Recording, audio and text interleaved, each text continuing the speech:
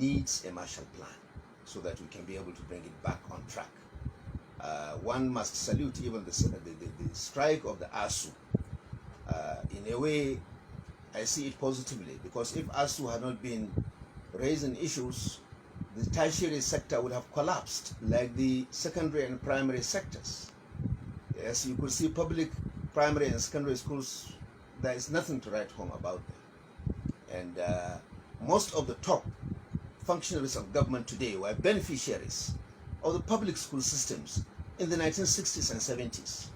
A lot of us attended free education with even full support and bursaries from governments. We graduated and now we are midwifing over a collapsing system. Primary and secondary education has virtually collapsed in this country. Private schools have taken over. And if us was not raising issues, what has happened to those primary secondary schools will also happen to the university system and other tertiary institutions. And that will be a total dismal failure of the whole country itself, not just for education.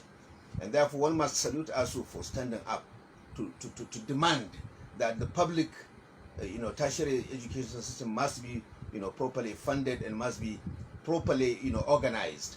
And one must give them that. But they should also be able to be more flexible. It's not everything that they demand that they can, it depends on the resources available on the ground. So that's why I talk of sincerity of purpose in the negotiation on both sides. There is need for everybody to be ready for give and take. My own opinion is, when I was a lecturer in the 1990s in the University of Malaya in Malaysia, I saw a policy which, if implemented in Nigeria, would help bring back education on track. The policy was, every public servant must take his child to a public school. If you want to send your child to a private school and you are a public servant, resign from the public sector. Even the Prime Minister at that time, Mahathir, his first coming, his children were attending public schools. From primary to university. You are not allowed by law to send your child to a private school as a public servant. From the Prime Minister to the ministers down to all the public servants, they had to. It was only foreigners who would be allowed to go to private. If you are working in the public service, like some of us who were expatriate lecturers over there.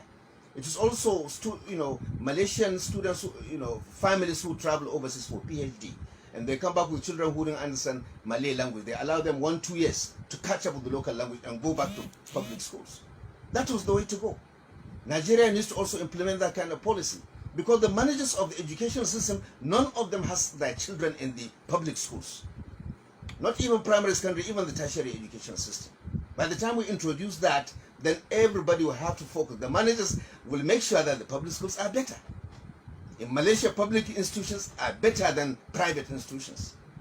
In Turkey, it's the same thing. In Turkey, lecturers, even in the public universities, they are paid higher than private universities. So we have to really come and take a global view of our system here.